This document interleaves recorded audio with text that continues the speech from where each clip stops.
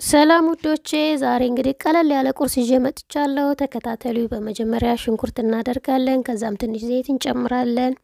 እንግዲህ ሽንኩርታችንን በዘይታችን ጥብስ እናደርጋለን። ውድ ተመልካቾቼ፣ እንግዲህ ሽንኩርታችን ሲበስል በርበሬ እንጨምራለን። የተጠቀምኩት 2 የሾርባ ማንኪያ በርበሬ ነው። እናንተ የምትፈልጉትን ያክል እንደ ቤተሰባችሁ መጨመር ትችላላችሁ። እንግዲህ የመጀመሪያ ላይ ሽንኩርቱን ስጠብሰው ዘይቱን አነስ አድርጌዋለሁ። ስለዚህ ውሃ ጠብ እያደረግኩ ነው በርበሬውን የምጠብሰው እንዳይቃጠልብኝ በርበሬው። ቅባቱ መጨረሻ ላይ ቅቤም ስለሚደረግበት ቅባት እንዳይበዛብን ዘይታችንን አነስ አድርገን ነው ማድረግ ያለብን። ውድ ተመልካቾቼ ዘይት አታብዙ። እንግዲህ በዚህ መልኩ ውሃ ጠብ እያደረግኩኝ እየጠበስኩት ነው። ውድ ተመልካቾቼ ስራዬን የወደዳችሁ ላይክ፣ ሼር፣ ኮፒ ሊንክ እያደረጋችሁ አበረታቱኝ፣ ፎሎ አድርጉ። ሌላ ነገር ማየት የምትፈልጉ ካላችሁ የዩቲዩብ ቻናሌ ያለ ፕሮፋይሌን ተጭናችሁ ከፕሮፋይሉ ስር ሊንኩ አለላችሁ። በዛ ገብታችሁ ማየት ትችላላችሁ። እኔንም በዛው ታበረታቱኛላችሁ። እንግዲህ የተፈጨ ቲማቲም ጨምሬያለሁ። ውድ ተመልካቾች እዚህ ጋር ነጭ ሽንኩርት ጨምሬያለሁ። እኔ ነጭ ሽንኩርት መጀመሪያ ላይ አልጨምርም። ለምን? ነጭ ሽንኩርት ከታች እቃውን ስለሚይዝ ድስቱን እንዳይዝብኝ ወደ መካከል አካባቢ ነው የሚጨምረው።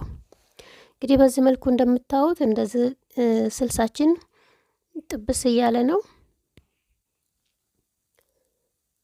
እንግዲህ ውሃ ሳናበዛ ትንሽ ውሃ ጨምረን እንጠብሰዋለን። ውድ ተመልካቾች ስልሳችንን በደንብ እናበስላለን። ወፈር ያለ ስልስ ስለምንሰራ ውሃ አታብዙ። እንግዲህ እንደምታዩት እንደዚህ ቆንጆ ሆኖ ስልሳችን እየደረሰ ነው።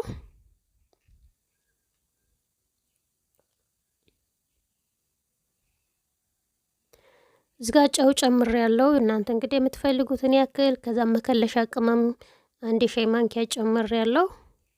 ከዛም አብረን እናዋህደውና ትንሽ ገጠም እናደርገዋለን። ውድ ተመልካቾች ትንሽ ወፈር እንዲልልን። እንግዲህ እንደምታዩት ወፈር ብሏል። መጀመሪያ ላይ ያያችሁት ዘይት ትንሽ ነበረ፣ ግን ዘይት መጨረሻ ላይ እሳት እየመታው ሲወጣ ስለሚወጣ እሳት ሲመታው እዚጋ ቅቤ ጨምሬያለሁ። አሁን ቅቤ ደግሞ ሲጨመርበት ቅባቱ እየወጣ ይመጣል። እንግዲህ እዚጋ የምንፈልገውን ያህል እንቁላል እንቀቅላለን። እኔ የተጠቀምኩት 4 እንቁላል ነው። እኔ እንደዚህ ለሁለት ሰንጠቅ ነው የማደርገው። እናንተ በትንሹ መክተፍ ትችላላችሁ፣ ወይም ደግሞ እንዳለ ድፍኑንም መጨመር ትችላላችሁ፣ ወይም እንደዚህ ለሁለት መሰንጠቅ ትችላላችሁ። ብቻ እንዴት ተመቻችሁ አድርጋችሁ ማድረግ ትችላላችሁ። አሁን እንግዲህ ደርሷል። እንቁላላችንን ጣል እናደርግበታለን።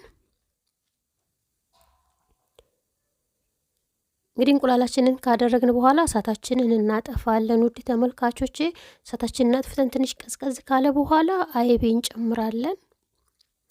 እንዳልኳችሁ እናንተ እንደ ቤተሰባችሁ ልክ ነው የምትሰሩት። እኔ በዚህ መልኩ ትንሽ ነው የሰራሁት። ብዙ ቤተሰብ ያለው ሰው ከዚህ ጨመር አድርጎ ሁሉንም እንቁላሉንም አይቤውንም ስልሱንም ጨመር ማድረግ ይችላል።